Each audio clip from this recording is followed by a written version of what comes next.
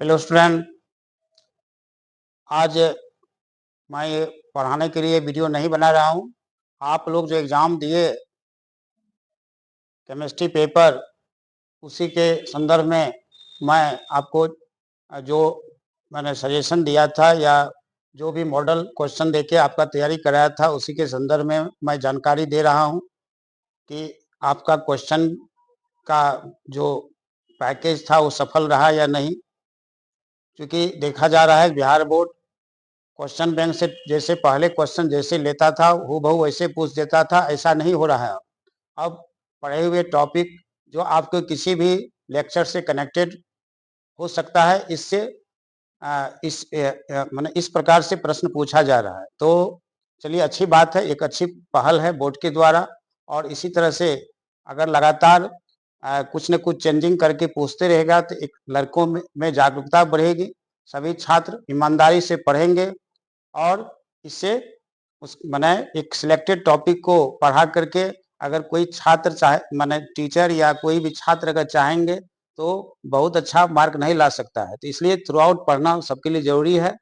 और इसी के संदर्भ में मैं ये बात कह रहा हूँ कि आप लोग जो एग्ज़ाम दे करके आज आए, तो सारे लोगों के मन में यही रहता है कि सर जो सजेशन दिए वो काम किया या नहीं किया। तो मैंने उसके बारे में मैं आपको बता रहा हूँ। आपको याद होगा जो दिसंबर जनवरी में नवंबर दिसंबर में जो आप रिवीजन कोर्स किए थे, रिवीजन क्लास किए थे, जिसको आप क्रैश कोर्स के नाम से भी जानते हैं, तो उसमें जो प्रश्न दिया गया था चैप्टर वाइज, आपको प्रत्येक चैप्टर से 10 शॉर्ट क्वेश्चन और एक या दो एक लॉन्ग क्वेश्चन मिला था। और उसी में से जो जो प्रश्न आपको सीधे तौर पर लग गया है, उसी को हम आपको याद दिला रहे हैं, अपना देख लीजिएगा। और इसके पहले वाले वीडियो में अभी 1 घंटा पहले हमने ऑब्जेक्टिव का आंसर जारी कर दिया है, सेट आई, जो आप सबके पास में चला गया होगा। और अपना अपना आंसर वेरीफाई कर लीजिएगा। 35 का 35 जिन जिन छात्रों का सही हुआ होगा, सारे लोग कमेंट कीजिएगा। अगर किसी का एक आध नंबर कम भी आया होगा तो वो भी अपना कीजिएगा। इससे हम मुझे जानकारी मिल जाएगी कि कितने छात्र का रिजल्ट बेहतर हो रहा है, कौन से छात्र एक्सेलेंट मार्क ला रहे हैं। तो इससे हमको एक कहने का मतलब जानकारी मिलेगी। चलिए, तो अब हम लोग बात कर लेते हैं।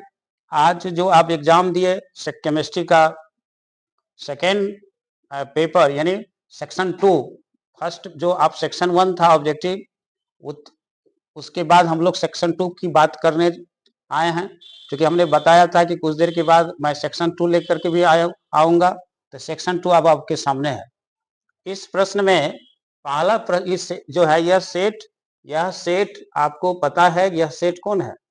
आई है। आई सेट का ये प्रश्न है। इस क्रम में अंतर होता है, सबको किसी सेट में फिर ये कहीं और होगा। तो इस तरह से जो जो प्रश्न आपको मतलब डायरेक्ट लगा है उसका हम यहाँ इंडिकेशन कर देंगे। और जो अगर क्वेश्चन डायरेक्ट नहीं लगा है तो उसका स्तर इतना छोटा रहा है कि आप उसको आसानी से लिखे होंगे। चलिए, जैसे एक पहला क्वेश्चन है मध्यावता मेटामेरिज। यह बेसिक कंसेप्ट जो हम ऑर्गेनिक का जो पढ़ाए थे, तो उसमें आइसोमेरिज जो 5 प्रकार का होता है, जिसमें chain isomerism, position isomerism, functional group isomerism, metamerism और टॉटोमेरिज, ये सब के बारे में बताए थे। उसी से कनेक्टेड ये प्रश्न आया। चलिए, निश्चित रूप से आपसे बना होगा। दूसरा क्वेश्चन है रेक्टिफाइड स्पिरिट। ये आप चैप्टर 11 में अल्कोहल वाला चैप्टर में आप पढ़े हैं, रेक्टिफाइड स्पिरिट क्या है, लिखाया गया था। चलिए, तीसरा प्रश्न, ये प्रश्न देखिए, संक्रमण तत्व जटिल यौगिक का निर्माण क्यों करते हैं? डायरेक्ट ये मॉडल 8 में आपको दिया गया। जैसे जो क्वेश्चन हूबहू लगा है उसका हम अभी आपको कमेंट कर रहे हैं, उस पर टिप्पणी कर रहे हैं, उसके बारे में जानकारी दे रहे हैं। क्वेश्चन नंबर 4 देखिए, ये भी लग गया। डायरेक्ट इंटर हाइड्रोजन यौगिक किसे कहते हैं, उदाहरण दे। ये मॉडल 7 से आया। आप सबके पास मॉडल है ही, अपना देख लीजिए। ये आ गया यह प्रश्न जो है इथाइल ब्रोमाइड से आप निम्न यौगिक कैसे बनाएंगे। बहुत सारे कन्वर्सन आप क्लास में बनाए थे, बहुत छोटा कन्वर्सन आपको दिया गया, बहुत छोटा कन्वर्सन, ये भी आप बनाए होंगे। चलिए ये डायरेक्ट नहीं दिया, डायरेक्ट नहीं लड़ा, ये डायरेक्ट नहीं लड़ा, ये लेकिन आपको पढ़ाया गया था।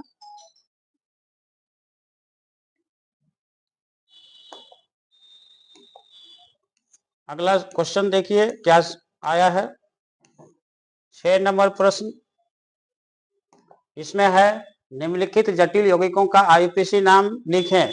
इसके बारे में हम बार बार कर रहे थे कि निश्चित रूप से इससे प्रश्न आएगा, और आया भी, और जो हमने सेट दिया था, जो हमने सिलेक्टेड किया था, उसी में से आया। तो ये आपको 6 नंबर मॉडल नंबर 9 से आ गया ये क्वेश्चन। चलिए उसके बाद अगला प्रश्न फिर आपको हूबहू आ गया मॉडल से। ये डीएनए फिंगर प्रिंटिंग की उपयोगिता, यानी इसका क्या उपयोगिता है, इसके बारे में आपको पूछा गया। मॉडल 14 से आ गया। चलिए हूबहू क्वेश्चन आ गया। यह आपको सिलेक्टेड जो किए थे क्वेश्चन उसमें से आ गया है, जो आपको पैकेज जो दिया था उसमें से ये आ गया है, ये नहीं आया। तो चलिए आंशिक रूप से आपको इसमें मिला। फिर आप देखिए यह क्वेश्चन कारण बताने वाला था, जो आपको पढ़ाया गया था, लेकिन क्वेश्चन मॉडल में सेट नहीं था। चलिए इसको आगे बढ़ जाते हैं।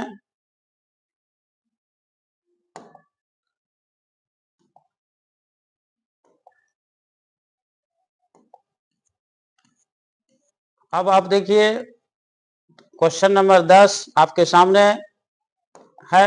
इस प्रश्न में क्या कहता है, ऑर्थोफॉस्फोरिक एसिड की संरचना और बेसिसिटी बताए। ये था आपके मॉडल में, मॉडल नंबर 7 देखें। फिर ये क्वेश्चन नंबर 11, ये भी आपके मॉडल में था, pseudo first order reaction. Model number 4 में मिलेगा, चूंकि केमिकल काइनेटिक्स चैप्टर 4 उसमें आपको मिलेगा। ये आ गया, दिए थे, हूबहू आया। ये भी मॉडल से हूबहू आ गया। मॉडल नंबर 3, और ये डायरेक्ट आपको ये कॉपी क्लास में जो बताया गया था, structure lactic acid tartaric acid, उससे आ गया। ये भी आपको पढ़ा हुआ ही मिला।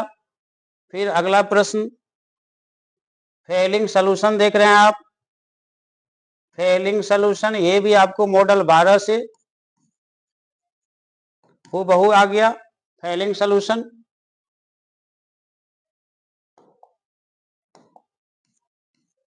फिर 15 नंबर क्वेश्चन डायरेक्ट फिर मॉडल से आया, मॉडल 2 से हूबहू। यह देखिए कितना छोटा प्रश्न पूछा, हालांकि ये आप सबको पढ़ा हुआ था। कहां से ये आया क्वेश्चन, केवल इसमें n2n लिखना था। आपको पता ही होगा ऑक्टाहेड्रल बॉन्ड्स की संख्या, आपको याद होगा थ्योरम के तौर पर हटा दिए थे, और सभी छात्र आप लोग सुनाए भी थे। अगर ऑक्टाहेड्रल बॉन्ड्स की संख्या को x मानेंगे तो टेट्राहेड्रल 2x होगा। उसी तरह जब यहाँ n मानेंगे तो यहाँ n दिया है, n से पैकिंग जो हुआ है n से हुआ है, तो उसमें ऑक्टाहेड्रल बॉन्ड्स की संख्या n होगी। देखिए कितना छोटा प्रश्न था, n लिखना था ऑक्टाहेड्रल बॉन्ड्स की संख्या, और टेट्राहेड्रल का 2n। कितना छोटा प्रश्न पूछा गया, बहुत अच्छा प्रश्न, इस तरह से कभी पूछा नहीं गया था। चलिए फिर क्वेश्चन नंबर 17 देख लीजिए। ये हूबहू फिर आपके जो मॉडल हमने दिया उस क्वेश्चन उसी से आ गया। मॉडल 16 नंबर में देखिएगा, ये बुना एन रबर और बुना एस रबर के बारे में हमने बताया था कि आने वाला है। देखिए आ गया मॉडल 15 से।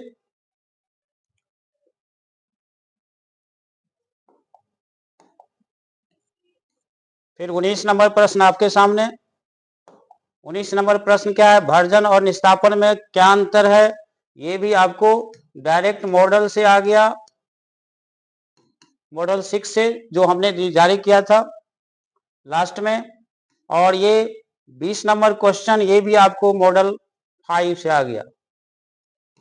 तो इस तरह से केवल 10 प्रश्न का जवाब देना था आपको, जिसमें आपको 13-14 प्रश्न आपको आसानी से इसमें अपने पढ़े हुए टॉपिक से जो आप लास्ट में जो रिवीजन किए थे क्रैश कोर्स, उससे आपको मिल गया। बाकी जो छोटा क्वेश्चन था, जो क्वेश्चन आपको नहीं भी डायरेक्ट मिला, वो बिल्कुल समान स्तर का था। इसलिए इसको आप 100% आप कह सकते हैं, क्योंकि आपको 10 ही प्रश्न का जवाब देना था और आपको यहाँ 15 क्वेश्चन लगभग आपको मिल गया हूबहू। तो ये अच्छी बात है। चलिए अब हम लोग आगे बढ़ जाते हैं, लॉन्ग क्वेश्चन में जाएंगे। लॉन्ग क्वेश्चन की स्थिति देख लीजिए। ये 21 से शुरू हो गया लॉन्ग क्वेश्चन। इसमें कहता है क्रिस्टल कितने प्रकार के होते हैं, संक्षेप में वर्णन करें। ये सजेशन में आप देखिएगा, जो सॉलिड स्टेट का जो पहला जो यूनिट जो है सॉलिड स्टेट, उसमें फर्स्ट लेक्चर हम लिखे थे क्लासिफिकेशन ऑफ सॉलिड, उसी से आ गया जो आप सजेशन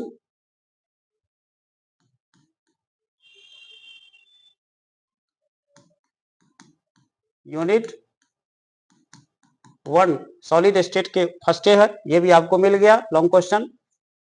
फिर देखिए ये क्वेश्चन 22 नंबर, प्राइमरी और सेकेंडरी सेल से आप क्या समझते हैं, हूबहू मिल गया है मॉडल 3 से। और प्रत्येक का एक उदाहरण देकर के वर्णन करना है। तो आपको यहाँ लेड स्टोरेज सेल का आपको डिटेल करने के लिए कहता है। जब भी आप एक प्राइमरी सेल एक सेकेंडरी सेल दोनों का उल्लेख करना है, ये दोनों आपके मॉडल में है। चलिए फिर ये क्वेश्चन भी आपको लग गया, कॉपर पैराइट से कॉपर के निष्कर्षण, जो मॉडल 6 में हमने दिया था, मॉडल 6 उससे आपको आ गया। फिर 24 नंबर क्वेश्चन देखिए,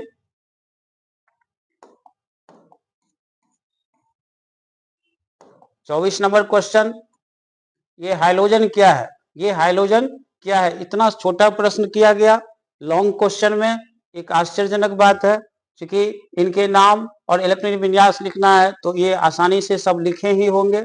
चलिए ये डायरेक्ट इतना माने ये क्वेश्चन आपको बन गया होगा निश्चित रूप से।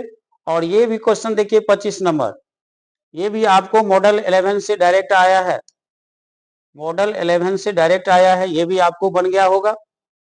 चलिए उसके बाद एक क्वेश्चन और देख लेते हैं लास्ट में क्या है। 26 नंबर, 26 नंबर यह सिलेक्टेड है, लास्ट में आपको एक सिलेक्टेड पैकेज दिया गया था आईपीसी नोमेनक्लेचर के लिए, जिसमें हम अल्डिहाइड वर्ग को भी, जिसमें हम हर क्लास से एक तो लिए थे, जिसमें ये भी था। आ गया यहाँ देख लीजिए, ये जो है सिलेक्टेड था पैकेज जो आपको मिला था, उसी से आईपीसी नेम आया। तो इस तरह से अगर आप देखें तो लॉन्ग क्वेश्चन भी 6 में 5 क्वेश्चन आपको हूबहू आ गया, जबकि बहुत उलटफेर किया, क्वेश्चन बैंक से थोड़ा सा हट करके प्रश्न आया। समान स्तर से जो प्रश्न जैसे जैसे हूबहू लिया जाता था ऐसा लिया नहीं, लेकिन क्वेश्चन का जो सिलेक्शन ही मेरा इस तरह से था कि हमने बताया था किसी भी एंगल से सेट करे, किसी भी तरीका से करे, प्रश्न तो आएगा ही, और आपको आया। इसलिए बेहतर अंक आप लोग को आना चाहिए निश्चित रूप से, अगर आप लिखे होंगे तो आएगा ही। चलिए कमेंट करके बताइएगा कि मैं ये जो बोल रहा हूँ यह सही है या नहीं, ये इस बात को आप बोलिएगा। चलिए तो आशा करते हैं कि आपका रिजल्ट बहुत अच्छा रहे, बहुत अच्छा हो।